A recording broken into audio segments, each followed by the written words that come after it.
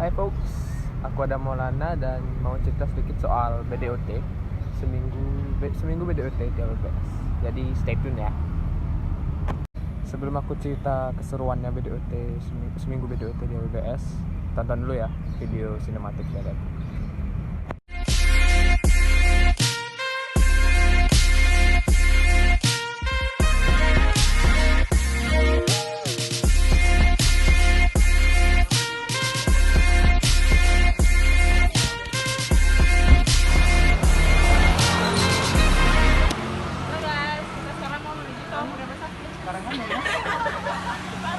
Kenapa gini-gini sih? Jangan di sini malah. Hey. Sekarang kita mau ke rumah sakit.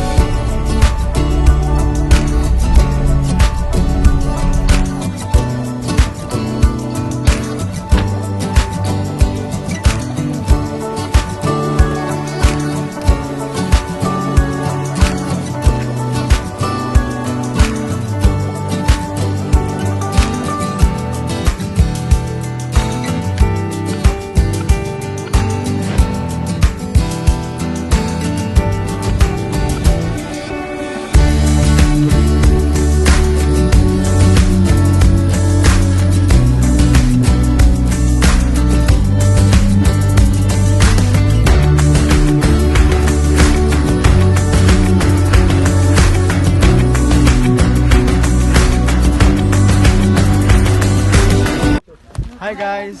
Sekarang kita udah sampai di Pura Gelap. Coba lihat ornamen puranya.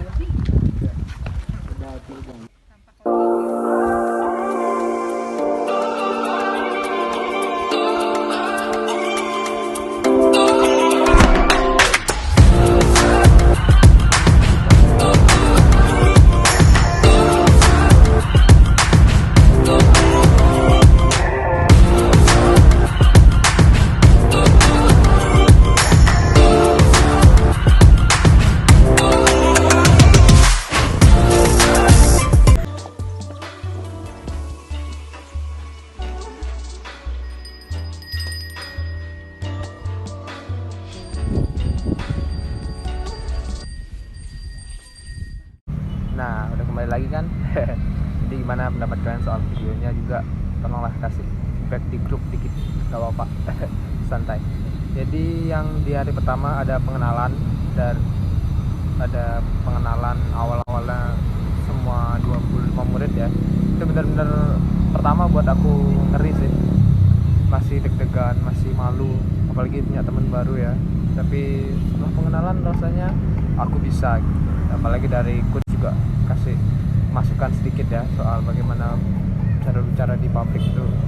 Dari hari pertama benar-benar buat aku percaya bahwa aku bakal bisa public speaking dengan baik dan benar besok. Jadi di hari kedua ada dari Coach Murjane yang mengajarkan soal hospitality. Juga itu tentunya penting ya. Bahkan saya dari anak SMA nggak dapat itu, tapi di WGS tetap dapat. Jadi nggak ada bedanya. Itu penting juga karena untuk seterusnya yang mau nyari perhotelan ke depannya ya bisa dapat kok di WGS. Jadi di hari selanjutnya ada dari Coach Dewa yang mengajarkan soal digital marketing, materi digital marketing. Dan apa itu bagian-bagiannya, ada banyak ya, ada berapa? Ada 8 atau 9 bagian itu, banyak. Dan setelah itu ada masuk Coach Wira yang mengajarkan soal bagaimana cara percaya diri buat bicara di depan publik. Itu penting loh, dan itu ada tekniknya, dan itu ngontrol audiens penting banget juga. Bagaimana biar kita bisa menghipnosis audiens tetap melihat kita. Hari esoknya ada trip ke Pura Besakih. Tidak cuma Pura Besakih ya, ada Pura Silayukti juga, ada Pura Gelap. Itu keren banget sih, gede-gede juga. Di Pura Besakih itu benar-benar dingin, dan saya pertama kali ke sana yang sebagai non Hindu itu benar-benar kayak ngelihat namanya pura yang megah gitu ya, terus juga luas banget dan buat saya terpukau sih. Jadi ya seru banget buat video hari itu. Setelah itu kita ke Silayukti di daerah Padang Bayi. Itu sedikit panas, tapi dengan keadaan sore dan ngeliat pantainya kayak gitu bagusnya, jadi terpana lah. Dan di hari kelima ada dari Coach Laksmi yang mengajarkan cewek-ceweknya soal menata rambut, dan juga kita dapat, cowoknya dapat ilmu sih dari Coach Laksmi juga. Semuanya dapat ya, maksudnya dari cara etika duduk yang benar, walaupun kita tetap rileks tapi tetap bisa memantau atau tetap dapat pesan dari orang yang jelaskan di depan. Jadi nggak selamanya duduk rileks itu bikin ngantuk gitu, tapi tetap bikin sigap dan tetap terjaga.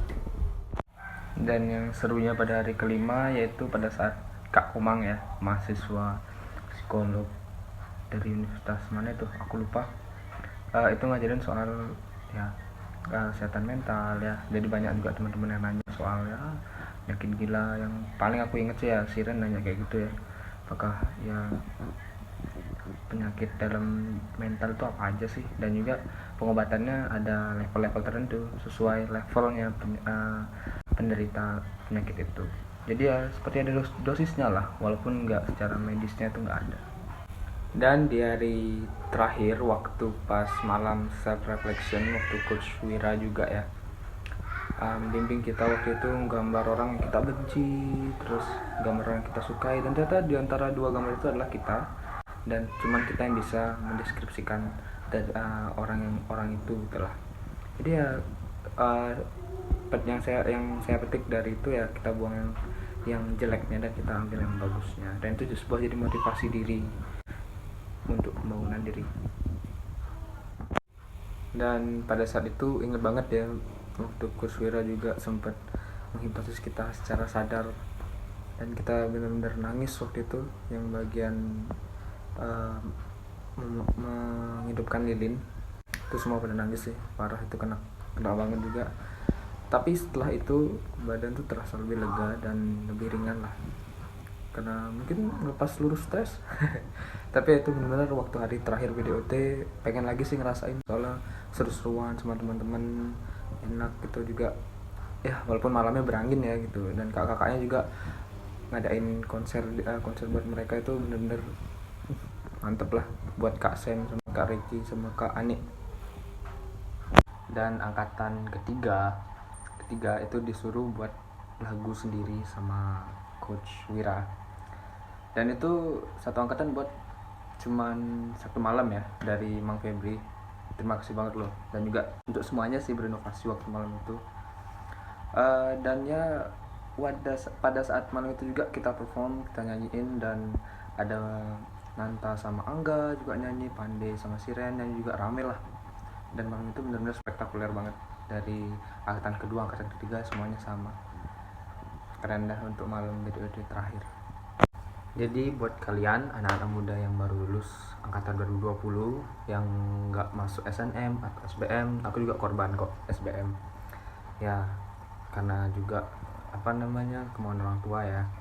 Dan akhirnya aku berinovasi sendiri buat masuk AWBS, dan ada info sedikit dari temen aku buat apa sih itu AWBS dan gimana sih AWBS, dan ternyata tuh spektakuler banget loh, itu worth it banget, dan bener-bener kampusnya seru banget, nggak kayak kampus swasta lainnya. Dan ini cuma kampus bisnis satu-satunya di Bali juga, dan itu adalah cara lain untuk berpindah dari sekolah pariwisata yang sekarang karena COVID kita bisa belajar sendiri ya, pariwisatanya lagi down, apalagi di Bali.